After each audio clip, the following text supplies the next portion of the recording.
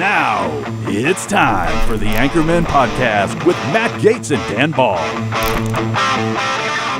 Welcome back to the Anchormen Show. I'm Matt Gaetz alongside my good friend Dan Ball. Dan is the host of Real America. You can catch it 8 o'clock Eastern, 5 o'clock Pacific here on One America News. And the perfect chaser to Real America is the Matt Gaetz Show, 9 o'clock Eastern, 6 Pacific. So this episode is going to publish on Valentine's Day. So I wanted to wish everybody and you a happy Valentine's That's Day. right. And I did not forget. Because you know I'm a newlywed. You are? Oh, yeah, you can't. You came to the wedding? You know. Yeah. By the way, speaking of like chasers, did you have too many last night with the shades? No, man. I was told that this actually makes me look cool and intimidating. As Who opposed told you that? to Your producer back there who hides behind the camera? Yeah. That guy? Normally, I just look pudgy and beady-eyed. But I thought that was his look. I think, well, you know, it's democratized. All right, so Valentine's Day, can you think of like the worst one you ever had? Oh, God. You want me to say this on the record? Yeah. I got some. Bro. You go first. Okay. I got to think. I had, a lot of relationships. I had a special friend tell me that we were going to Cirque du Soleil, and I just heard like the circus part. So I thought it was a circus, and it ended up being Cirque du Soleil, which is a huge letdown if you're expecting a circus. I also had a circumstance where I'm taking a girl back to my home in Florida from law school for Valentine's Day weekend, and we get stuck in the Atlanta Hartsfield airport and have to sleep on the floor. And I'm just telling you, it is a sad state of the human condition when you get a bad snowstorm over Atlanta or a bad rainstorm. All the hotels are full. It was a nightmare. But were you like all yours have been perfect? Camping out in front of the Starbucks, waiting until it opened and eating like little cracker cheese packets. You try to what were be you as doing? chivalrous as you can be in that situation. And at some point, most of the restaurants close. So it becomes a survival situation. I don't know that I've had a bad one. No? When I've been in a relationship, I probably have had some that weren't that great because I wasn't in a relationship. And you go out and everybody's out doing their thing with the couples, and you're the single guy, the divorced guy, the person without. You're just alone at a Chinese buffet on Valentine's Day. Sad, but I was solo in divorce for a few years in Las Vegas, and so I'm betting in those several years there was probably Go to like an Elvis impersonator in Vegas. You're there alone. Yeah, on there had to be some Valentine's Day. crappy Valentine's Day. One Requesting doesn't love come me to tender. point. But thanks for bringing that up. All right, so I have another question for you. Yes, sir. What do you think? Now, we're both married, happily married guys, but back to our single days. What was the rule on one of your buddy's exes? Because I know some people that would say once one of your buddies breaks up with somebody, it's total no contact. Don't speak to the person. They never existed. Others on the You're talking about bro code now. Sure. Others on the other end of the spectrum that are like, oh, you can, it is, there's no honor among thieves. So where do you like kind of fall on that question? Am I going to get in trouble on this thing since we have like, I don't know, we're worried about censoring stuff on YouTube and whatever? Can I say the old bro phrase, which I always thought it was bros before hoes? So isn't that the way you were taught? Value that. So that's where you're at. Well, listen, I've had some buddies who've broken up with gals and you go, she's pretty fine, but I'm not going to go give her a call. That would not be cool. Okay, so especially not even good dating. friends with the guy still. Can you be friends with one of your buddy's exes? That depends on how they broke up and what the current relationship is with you and your bro. Because if he's like, oh, we had a good, parting of the ways and I'm still friendly with her and da-da-da, then yeah, I think you could be friendly too. If your bro calls you and says that, and I'll never, and I'm censoring myself, then yeah, probably not a good idea, Matt. To call so her if there was like a messy Bill breakup, just dumped you. So you would say if there's a messy breakup with one of your bros and a lady, very messy, very nasty, then you got to shut off even the friendly communication. I think so. I mean, and I ask, please sound off on X and Truth and other places and say the reason I asked who's right or wrong is because I saw that you had Marla Maples on Real America. Yeah. And I know you're buddies with Trump. Yes. And they had the messiest, nastiest breakup, and you've got Marla Maples on your program. And I'm just wondering, after Trump had you at his house to have your wedding, how you have his ex on your program. Okay, but wait a minute. They have a totally different relationship than most of us normal folks that aren't high profile celebrities / presidents and former, model wives. I'm talking about regular old Dan Ball and his buddy. So you have a presidential model wife exception to the typical bros before hoes okay, first mentality. of all, you're trying to get me in trouble with my wife, who does the booking for my guests on my talk show, who booked wait, I'm getting you in trouble with your wife. You just threw your wife under the bus and said she was the one who booked her. Yeah, so hold on. She booked her because there it is. We've seen Marla down at Mar-a-Lago recently getting along with her ex-husband and helping to promote RFK, who just got confirmed, who she's friendly with, and is helping to clean up, as you know, Florida. She's got a big foundation initiative. They're trying to clean up the water and the air and all that stuff. And so we had her to talk about Maha. And I thought it would be okay because she's been down there hanging out with Trump and Melania. Okay, well, so why is it bad? I think we've just found the lead. Throw my ass into the bus. What have you observed with Trump and Marla down at Mar-a-Lago that the rest of us are not aware of? At the parties and stuff, she's been invited. She's been friends with Bobby for 25 years. Bobby just got confirmed as part of the cabinet. RFK Jr. I'm so glad he was confirmed. Yes. You're totally right. I'm teasing you, but she has been a terrific advocate for this movement for quite some time. You just wanted to bust my Dan's balls. I also wonder the extent to which RFK Jr. has a whole lot of platonic relationships with women. I'm just sort of wondering. We've heard. No judgment. I mean, no judgment. Hey, let's be real. Pops, uncle, all the Kennedys, they're the next step in human evolution. We should hope that the Kennedys procreate as much as possible. They're ladies' men. Them and Elon. You and I could only aspire to be ladies' men. By the way, speaking of things that get you in trouble, how about the handles coming from Elon and his DOGE team this week? Are you going to change your handle on X to something racy and sexy? I mean, we learned about big balls, hairy balls, sexy Tesla, and the media is going nuts that these guys have these crazy names, these very smart 19 and 20-year-old rich young tech guys that are way smarter than most guys in DC, present company excluded, and you're not there anymore. So are you going to change the name just from Matt Gaetz to something? I'm trying to think of the worst handles. I think the worst handle I ever had as a spunky adolescent was on AOL Instant Messenger, and it was Gates of Hell. Spelled my way, which I thought was pretty. I loved AOL. It unlocked so much potential. You could talk to 4 people at one time. But it was the most annoying sound you had to wait for. I don't like sounds. Sounds bug me. It's like smells. Ask my wife. So I walk in, she has the wrong candle burning in the house. I'll know in 2 seconds. I'm like, put that out. It reeks. Wait a second. Sounds and smells. Is there a particular scent that sets you off? No, I just like a leather candle, like those leather ones are good, like a manly candle. Leather is one that says like leather cigar, the nice candle, the leather cigar, like that. Like if I come home and it's some foo-foo, fruity / lavender, and I'm like. What about a sea breeze? Linen? I mean, we live by the ocean. Fresh linen, that's all right, I guess, yeah. Well, you'll only accept the manly stuff, though. I did see your dog was at work today. Shh, you can't have pets at the One America News studio. Oh, so that was Thanks for ratting me out, Matt. Well, no, I thought the dog was cute. It's a small dog. It's not my dog. It's my wife's dog, which I adopted when we got married because it's her dog. Don't make it like I like little wiener dogs. I know where you're going with these. I just jokes. wonder what kind of man. I know where this guy is going with the jokes. Yeah, but you know what dogs I'm getting. I already showed you the ones that are coming to the. Oh man, tell everybody that was a great. That was two brothers from the same litter, English chocolate labs. One's a little darker, looks like a bear. But you don't want a puppy. You had a great riff on how you're going a level above puppy. You get the puppies, and we've all been through that. They chew, they piss on everything. You got to deal with the whole training and whatever. I found a breeder that had 2 dogs that they were going to be their breeders at their kennel, and they didn't get big enough. They only got to like 80, 90 pounds, I guess, in the first 19, 20 months, and they like 100-pound breeders. So, yeah, I'm buying 2. They're still pups, I guess, until they're 2 years old, right? So they're just under 2, but they already got all the commands. They're trained for kennels. They're potty trained. No more chewing.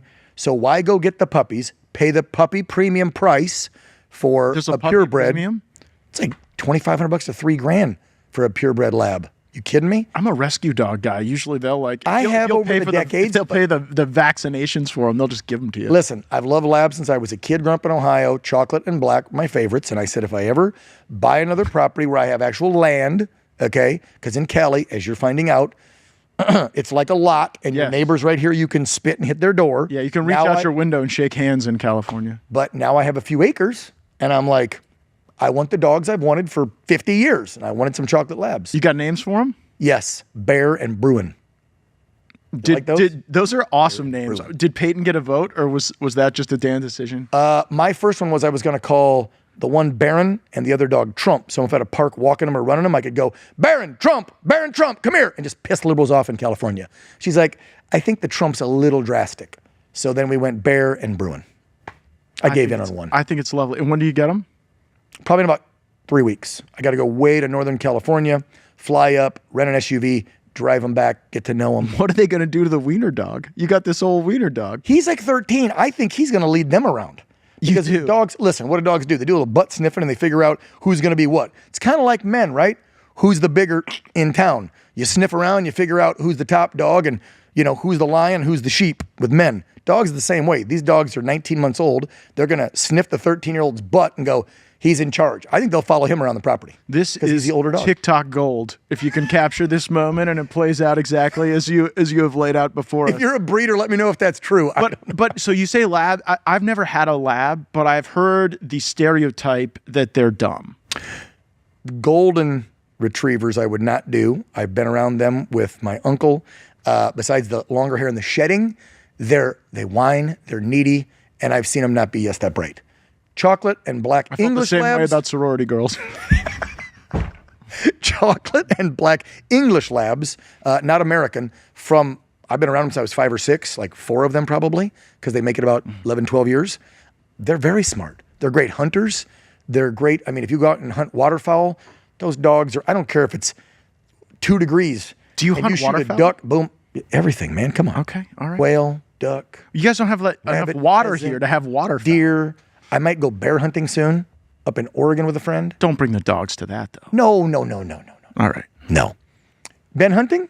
You and I have not talked about this. No, I think the bird hunting is probably the coolest. Okay. The hog hunting is very environmentally helpful because the hogs tear everything up in Florida. And so if you go out and do a little hog hunting, you're saving the bird rookeries and you're saving the habitat for... You know who we're going to have on the show soon? Who is a huge conservationist, because that's what real hunters are, right? You have to thin the herd from disease, from starvation, is good old Uncle Ted Nugent. If you noticed, obviously, we've got Ted's Stranglehold as our theme song, and I talked to his people yesterday. In about 2 weeks, he'll be on the program to talk about hunting and life and Uncle Ted's world, because he is an awesome character. I love Ted Nugent. Not a moderate.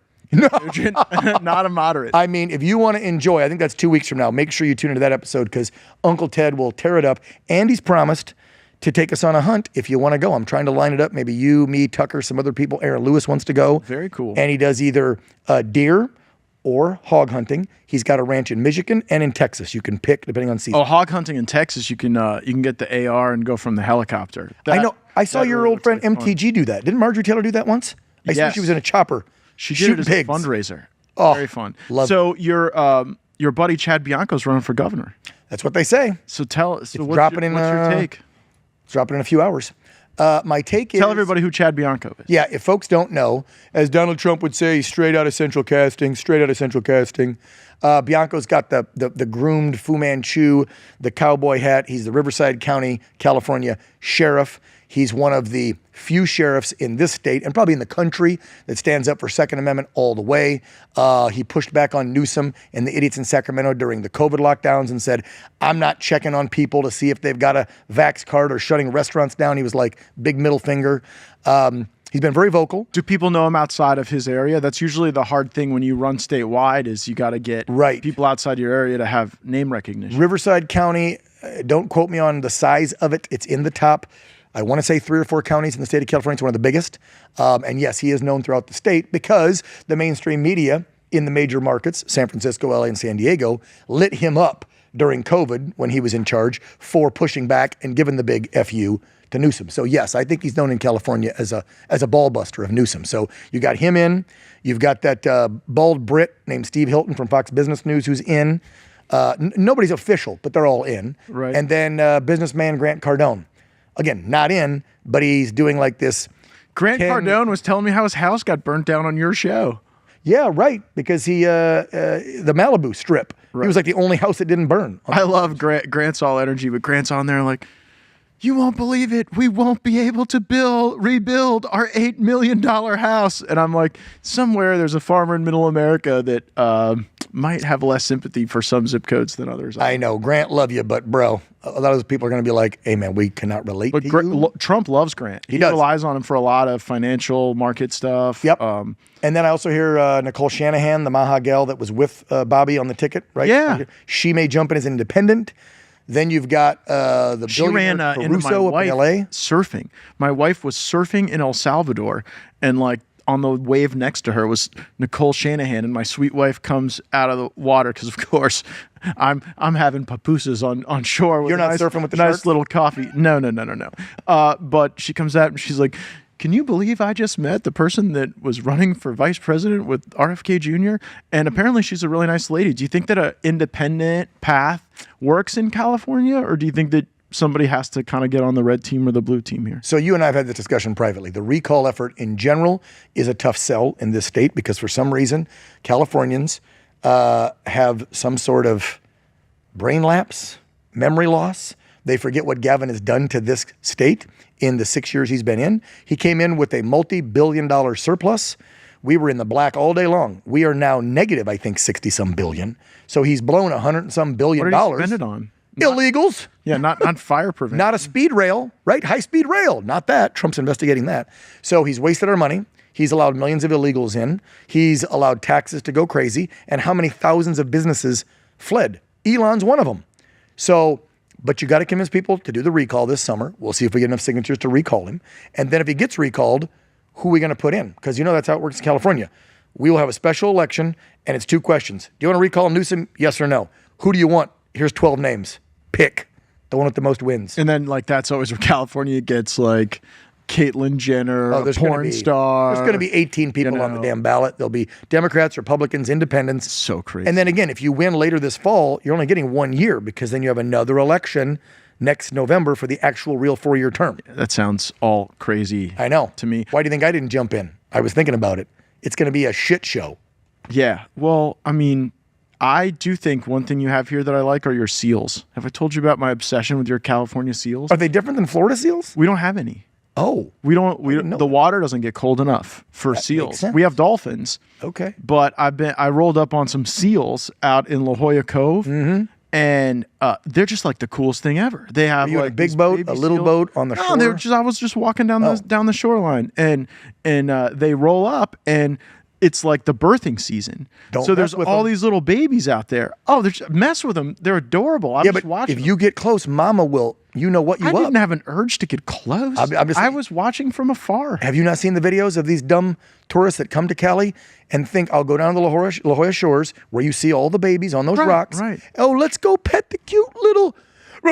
And then it comes after you and bites your damn leg off. Like, don't be stupid, people. Yeah. Leave Mother Nature alone. Those people deserve that. I would defend that seal in court in such a circumstance. I And hear you that would win. If humans touch them, their herd will like not accept them back. So you're condemning the seal to death with your touch. I don't think people know what a heck of a litigator you used to be because they just see you as the congressman who kicked ass for 8 years and now the talk show host. But you had a lot of success. If I get in trouble, I'm calling Gaetz. I represented some swans once. Some swans. Yeah. Were they yeah. pissing off an HOA? It was the Actually, you're really over the target. Yeah, no, an HOA had been feeding some swans, and a guy came and took them, and then I represented the HOA to get them back. Under the legal theory of trover and replevin, if you're watching. So you've set precedents now. I don't know about all that. Swans are protected. I did set precedent because I would sue the government when they would not follow transparency laws. And then they would have to pay my legal fees. Like I would sue on behalf of a client. But I did hold some of the larger awards when you would have a government entity that would have secret meetings or wouldn't turn over their texts or emails. In Florida, that's kind of our antiseptic to corruption, is we have very strong open government laws. Like 2 people on a city council can't go get a beer and talk about work together. Illegal. Wow. Do not pass go, do not collect $200, go directly to jail if you do that. If 2 people on a school board discuss what color the roof should be outside of a noticed public meeting, that can be a crime. And so I like that. Yeah, it cleans it up. Everybody gets to see everything play out. Has that been in law in Florida? Yeah, we put it in the long Constitution. We put it in the state constitution. Jeb Bush strengthened those laws. Even they've 20 some years ago. Yeah, they've received a lot of bipartisan support. And if you ever want to repeal one of the open access laws, you need like 2/3 of the legislature to do it. So there was a good old boy network that in the 60s and 70s reigned over a lot of Florida, and we didn't want that reputation. And a lot of other states have copied our open government laws, which actually is how stuff should work, right? I was going to say, can we please make that like nationally in all 50 states? Because that's not how stuff works here in California. As I'm sure you're finding out in 6 weeks, right, of being here, that's not how Sacramento works. That place is such a, like, I wonder if it's more corrupt and dirtier than Washington, D.C. Well, they don't Probably not, but it's a close second. Yeah, they should have part-time legislature. You should not have a full-time state legislature. Oh, no. I don't think we should have a full-time gig. Congress. Like, frankly, if you want a hot take, I don't think we should have a full-time Congress. I think you should have a real job. Congress should be something you get a little stipend for. It shouldn't be a 6-figure income. You should do your work, and then you should return home and live among the people whose laws you're making. Yeah. And then no people insider would stay trading. forever. And no insider trading. Right, Matt? Like Auntie Nancy. She had a big trade this last month. She had one go up over 150%. Some AI stock she bet on. Can I get tips on that ahead of time? You can follow Quiver Quantitative. We're not being paid to say this, but Quiver Quantitative is actually an account that tracks all the members of Congress's trades, and as soon as they're made, they're posted, and then lo and behold, you'll see they'll quote tweet the initial publication of the trade and say, "Oh, this is increased Really? 79%." Hold on a second. Quiver Quantitative. While you're checking that out, Get my phone. What's it called healthcare again? should be simple, not a constant battle with red tape, restrictions, and shortages, right? You shouldn't have to jump through hoops to get medication you need, and that's why you need to check out All Family Pharmacy. They believe in your right to choose and make it easy to get essential medications like ivermectin, hydroxychloroquine, all kind of different antibiotics, and more. Just visit allfamilypharmacy.com. Get what you need. They'll handle the rest. And a licensed doctor is going to be there to provide the prescription. You don't even have to worry about that.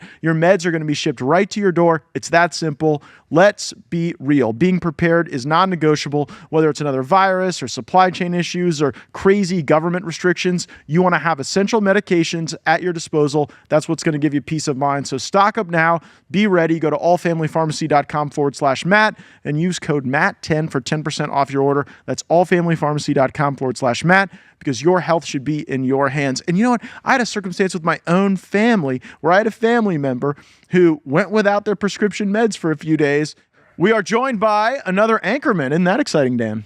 Yeah, I mean, we named this show the Anchormen Podcast, and we have a brand new. And by the way, Matt, let me point out, since I've been in the biz a little bit longer than our new guest here and yourself, I always point out to folks we host opinionated talk shows, and anchormen that do the news are supposed to be news journalists that report the facts, unvarnished and unbiased. We do opinion shows, but we thought Anchorman was more fun. And Riley is our brand new host of The Real Story with Riley Lewis here on the One America News Network. So we thought one of our first guests on the Anchorman podcast should be another Anchorman. Tell us What's about up, your Riley? show.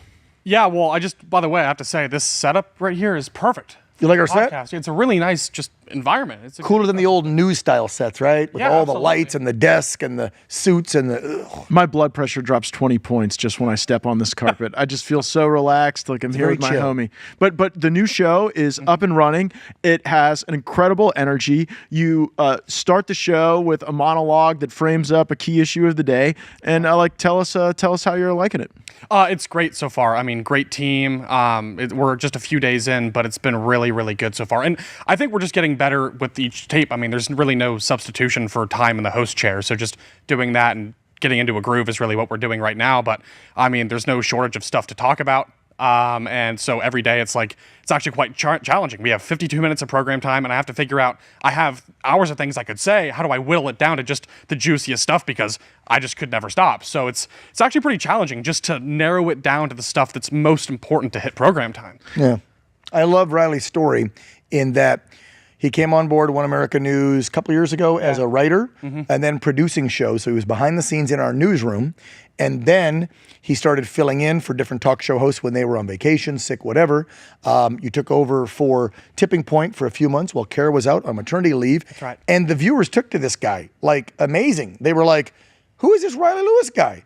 And so just in the last, week, Mr. Herring and the awesome bosses that we have here at OAN decided, let's give Riley his own primetime show. So here he is with the real story. Dude, he's our leadoff hitter now in the prime time. It's true. You lead off, I'm in the middle, and you wrap it up. You clean it up, right? It is going to be the perfect epic. ordering, I really think, for the viewers. But I do want to express my gratitude to everyone, to you, Matt, and also to the Herring family for all the opportunity, because they've given me so many chances to thrive and succeed and just grow as a person and a host. So I'm extremely grateful. So you were telling me about he deserves it. This kid works hard as hell, man. Well, you were telling me about some of your influences in media, and I thought that it would be really interesting to hear like what brought you to this moment in your career and how you view the opportunity.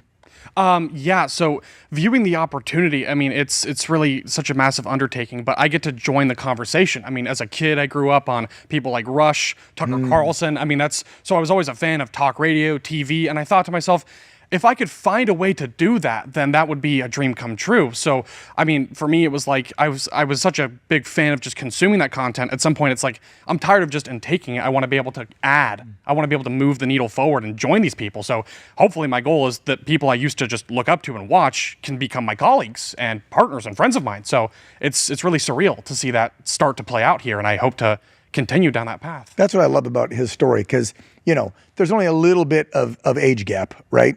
50 to 25 or 6, so double. But I remember being Riley and sitting at home, right, in the 80s and 90s with my very conservative grandma, watching certain news figures like Walter Cronkite every night, right? And then sitting there and going, I want to do that. I want to be on TV. I want to inform and entertain people. And that's Riley 20-some years later, and he's getting to live his dream thanks to OAN. I think this is an amazing story with him coming online. Yeah, what's your favorite story you're covering right now?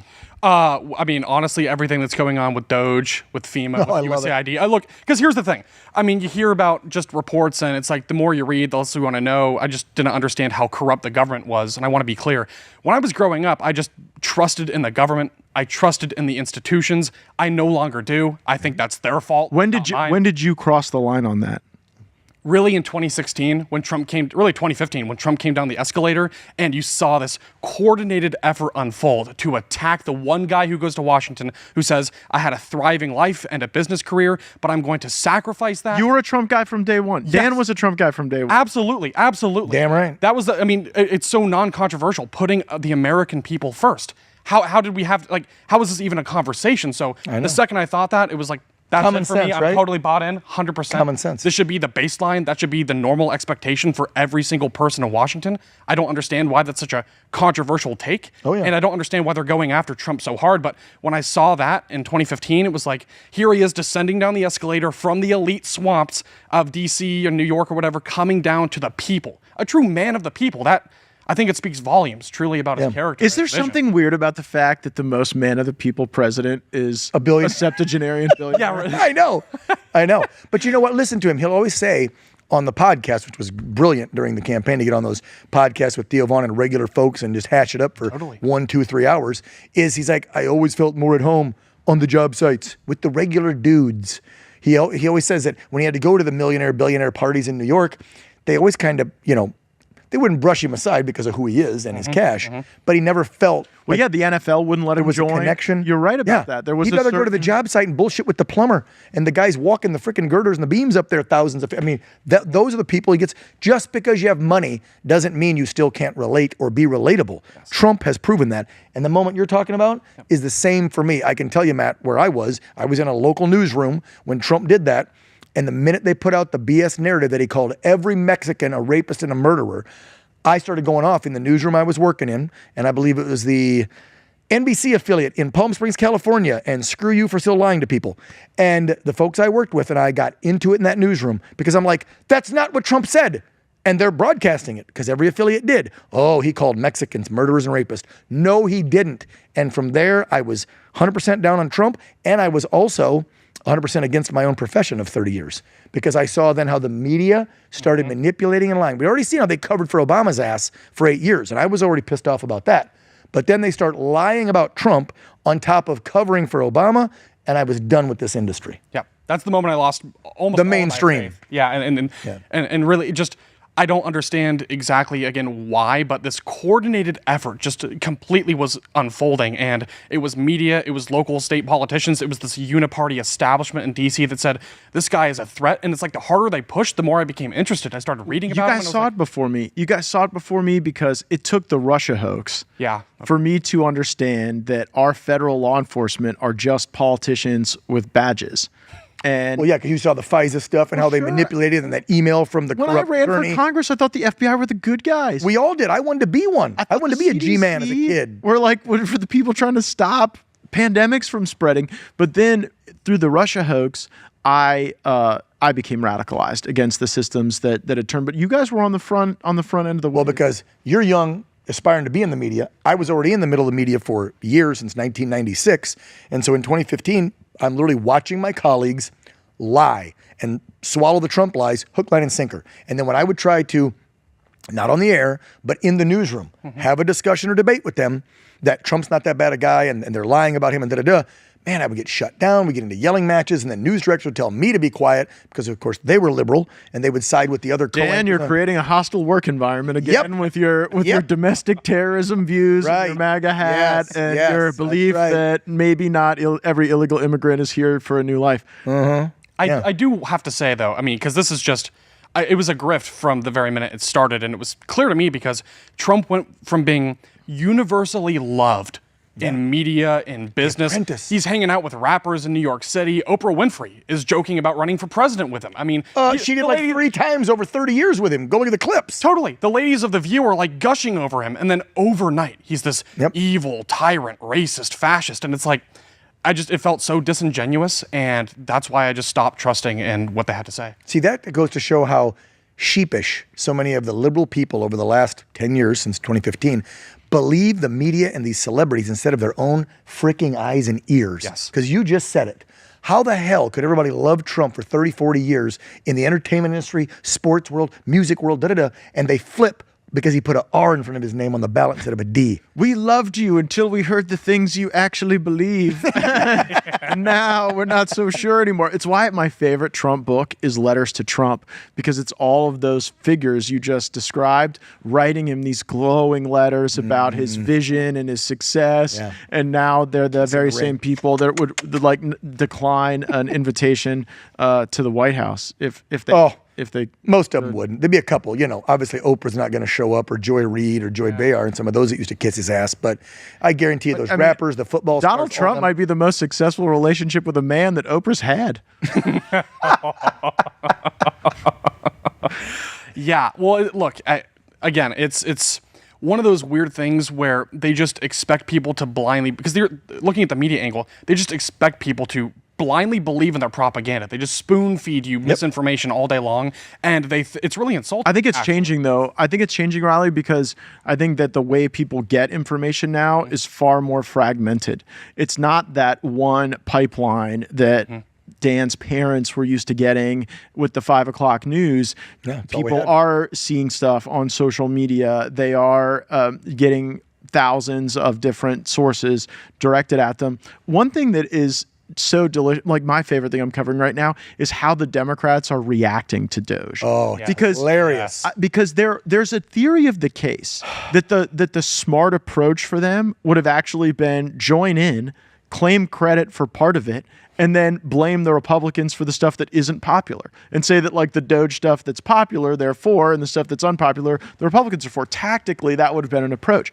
But now the fact that they're against the entire enterprise of finding waste, like, puts them on the side of the Peruvian transgender comic book. Yes. And like you've been Sesame covering Street in Iraq. Yeah, and I think Republicans made this mistake during the Obama years, where we would oppose anything Obama was for, and that allowed him to define what we stood for and against as a party. Yep. And they are falling into this trap big time. I think. Because listen, there's no way that 51% of the American voting population believes that cutting spending is a bad thing.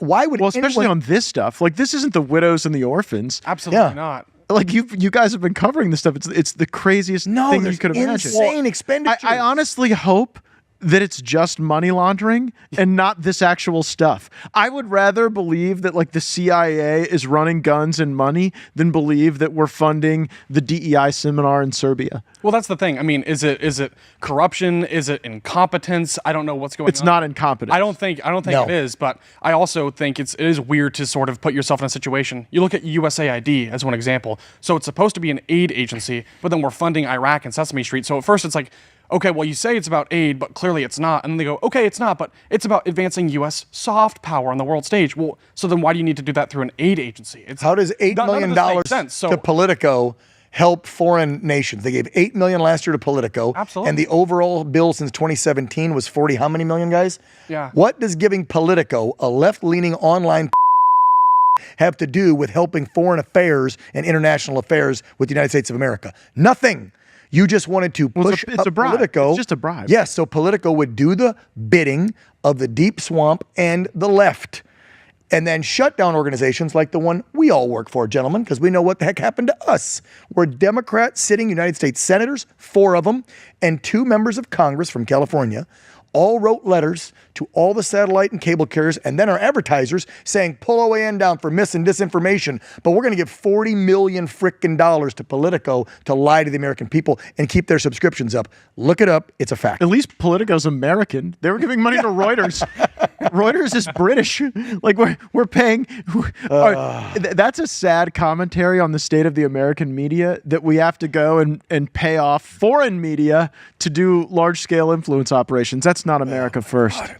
Can we ask Riley, so we can get off politics for a second, because this podcast was supposed to be not political all the time. We started on Valentine's Day. And That's what I'm going to go back to, because I don't even know if this guy has a gal or not. I mean, you and I have known each other for a bit, and I know Ginger, you know Peyton, we know our wives.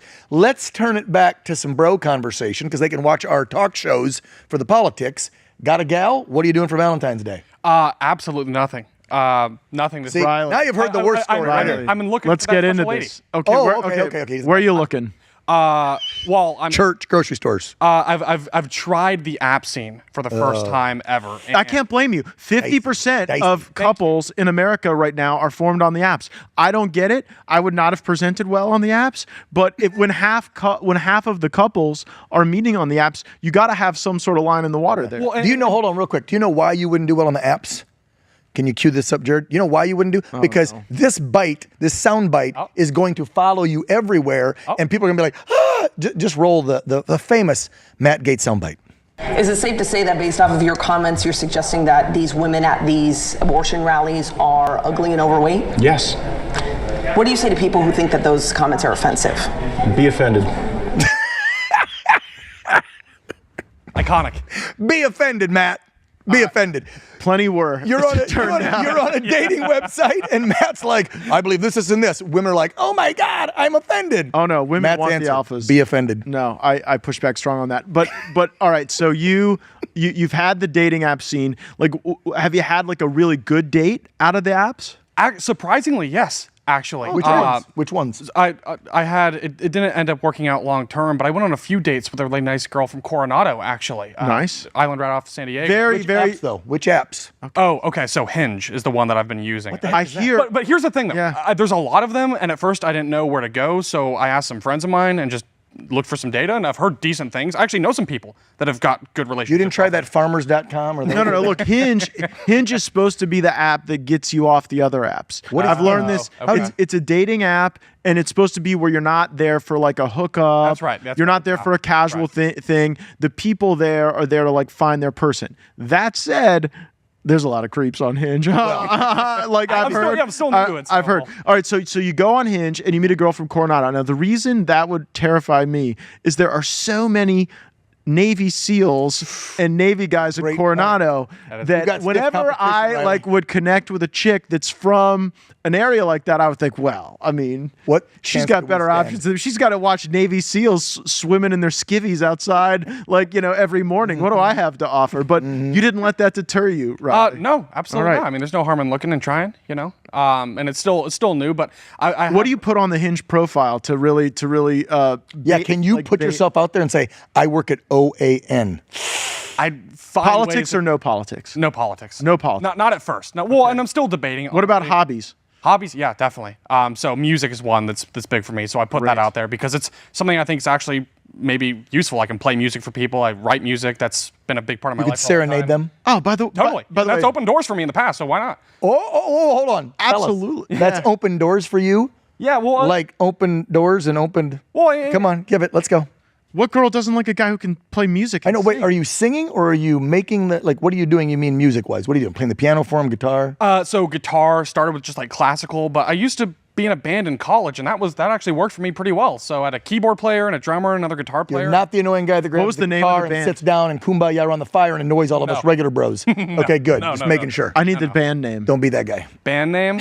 I don't think we didn't even have a name, actually. Your band didn't have a name? We went as Untitled at any college event, but we played mostly just dorm parties, really. I could see why the chicks were throwing themselves at you. The drummer from Untitled is here. That's right. What did you play? Were you like Blink 180? Wait, said- I'm trying to get age bracket here.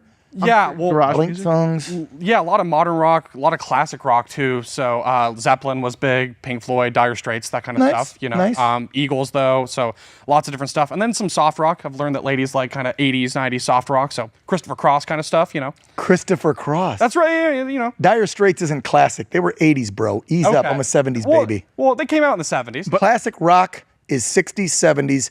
It's not 80s. Our 60s, age group, 70s. Dan, always had that special mix you put on when a special When the friend ladies came over, that's Right. true. You always had the I did have a special mixtape, mix yes. that was like this is going to be a more relaxed Gonna woo 'em. and delightful environment. So what was on the Dan Balt mixtape? I had a lot of like early John Mayer.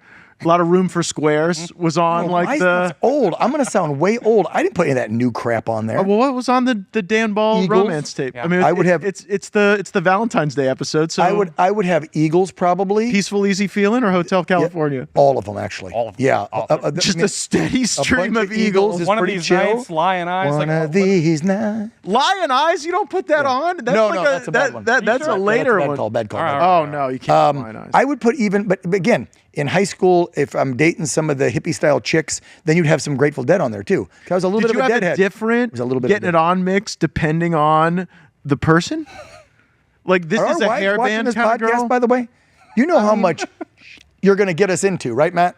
When I go home. Thank you. Well, my wife actually used Riley's strategy. She is a musician, and she would write songs, and she would record them during COVID, and she would send me like a little cover song. Really? And it was so that's- delightful. that's beautiful. I was very wooed by that. Wow. If We know who the better half is in this relationship. Clearly, I will say one other strategy I learned. This worked well in college, and I think beyond too. But playing records, actually listening to albums with someone, opening The it sound. up. You take the sleeve, you look at the pictures on the inside. vinyl. Absolutely. vinyl. Yeah, there's a power, a special power Yeah. to a record player, a vinyl, and just sitting down and listening to an album. And that transcends generations. Because my Women are wife's going to younger. watch this She on loves albums. Valentine's Day, and your DMs are going to be loaded up. They're going to be like, "Who is this sweet man who is willing to He pulls out listen vinyl. to music, He'll compose a song for enjoy me. time?" You'll make him dinner probably. Totally. You'll bring him flowers. You cook? Totally. All right. What would be your go-to Valentine's Day dish that you would make? Depends, but I really like a chicken Alfredo or like a pasta dish. I'm a big pasta guy.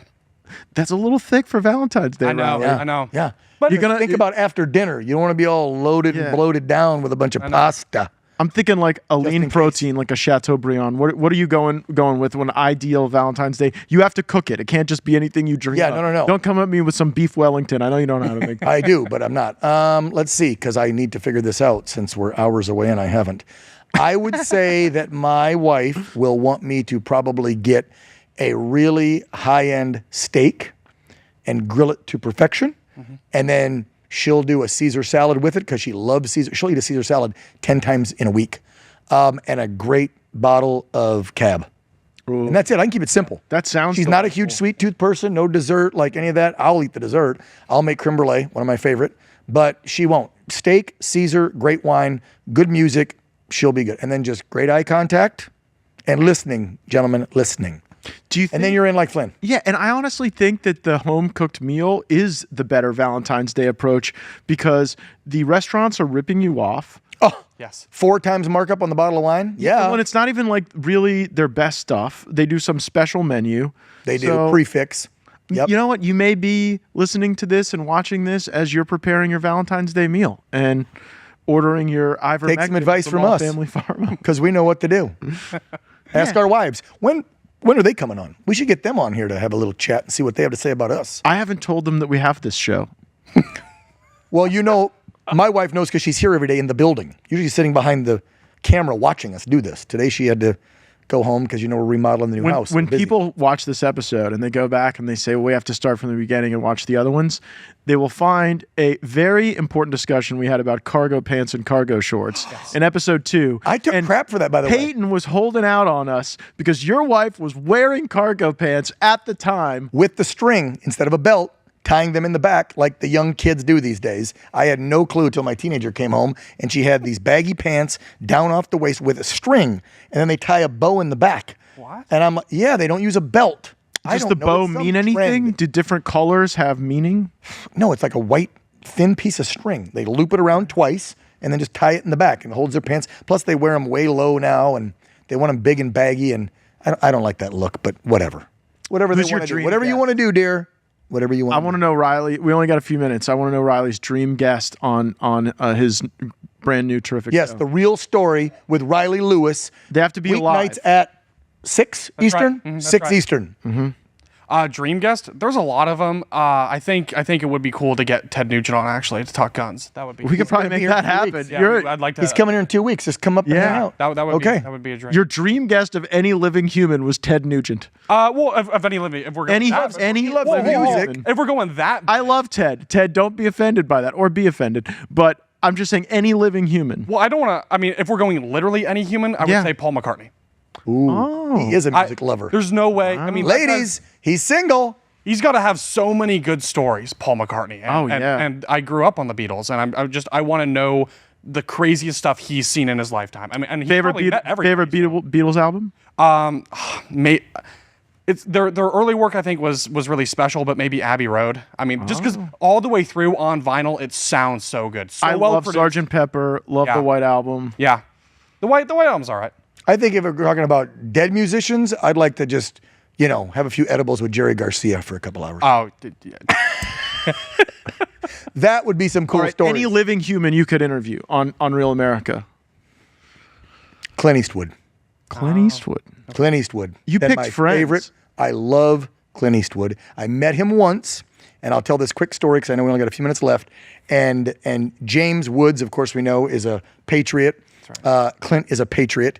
I was working local news, Palm Springs market. I want to say 2002 or 3, about the time I met Trump. The story I told you on the first episode. And friends of mine owned a steakhouse in the Palm Desert area in Southern California. And I was in there eating, and the owner came over and said, "Hey, I know you're a huge Clint fan. We've talked about it before. You know that my dad knows him very well because of in Carmel, California. I guess they had a business together, the Hog's Breath restaurant.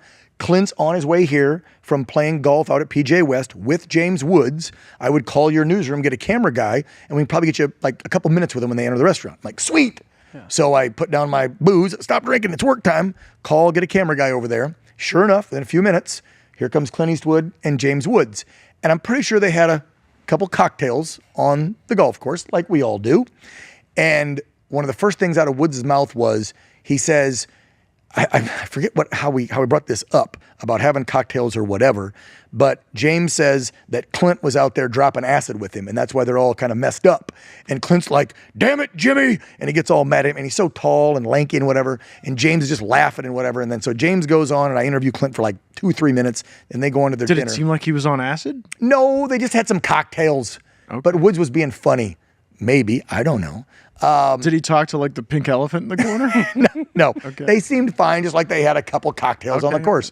But that little, just couple minutes, and looking at Clint's entire career, right? From starting on television at 17 or 18 years old, and now he's 94? He just finished his last project. 94 already? 93, 94, I swear. Really? And he just finished a film that he wrote, I think, for sure he directed it. He still composes music.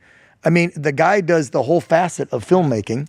And he's become a big enough icon and name to tell the studios whatever and do his own thing. Do you remember when he And had he's a that crazy patriot. bit with the empty Chair talking to Barack Obama. Yeah, All right, so if that's mine. How you about guys yours? want a very different direction, I would probably like go with Vladimir Putin. Oof. Interesting. Tucker's been there. And then like the Ayatollah maybe would be on my list. Really? And then like Bill Clinton.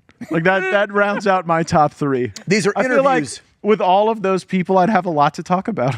These are interviews, not double dates. You're talking about Yes, interviews. yes, Okay. yes. Not my Valentine's Day date. No, not Frankly, you know what? If I could interview Bill Clinton, the Ayatollah, or Vladimir Putin, I would do it on Valentine's Day. And I would even cook for him. Matt, let me tell you what. If you come out with me on Valentine's Day, we'd have a hell of a time.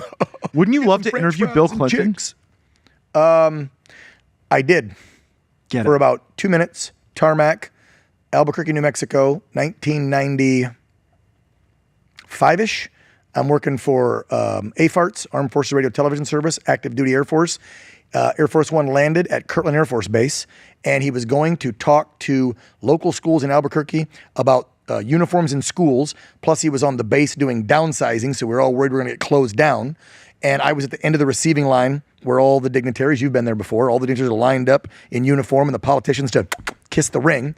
And I was there to document and ask him a question or some crap, and that's all. All I remember about him is the broken blood vessels that you get when you're an Elkie on your nose and face, and he smelled like booze. That's what I remember about Bill Well, Clinton. I tell you what a lovely note for us to end on Valentine's Day. That I told you something you didn't know, womanizing drunk Bill Clinton. Oh, breaking news. Our very own Dan Ball spent 2 minutes with Bill Clinton and didn't even have to file charges afterwards. So No, I not think everyone I had a hangover the spent next that day from with Bill smelling him. Clinton can, yeah. Well, Riley, we're excited for your new show. We're excited for the primetime lineup. And really, I just wanted to invite you on so that Dan would stop hazing me as the new guy in the primetime lineup. But now that you're here, I think it's going to be an incredible year. I think it's going to be an incredible term, transformational, and what a place to be talking about it. When you shared with me off camera that this was a dream, I really felt that, and I think it's a dream for all of us to be in the great golden age. Absolutely. I mean, what a time to be alive. Really, it's remarkable, and I'm very grateful. Truly, just I to be love here. hearing that story from you, brother, that this kid, because my goals as a kid, and I'm sure you too, Matt, changed throughout the years. Look at what all you've done. State House, federal government, now talk show host, whatever. And I don't know that I was dreaming about being a conservative talk show host as a little kid. I mean, we were doing cops and robbers, and I was dreaming of going to be a Marine Corps sniper and then an FBI agent. You told Matt and I, before we invited John, like, my dream growing up was to be a talk show host or a news guy. And here you are. I mean, this is... We'll go deeper into all of Dan's dreams next week on the Anchormen Show. That's all the time we have. Want to see more great videos like this? Click on the link below to subscribe to OAN Live and watch Dan Ball's Real America and The Matt Gaetz Show on Dish Channel 212. Tune in, subscribe, and watch today.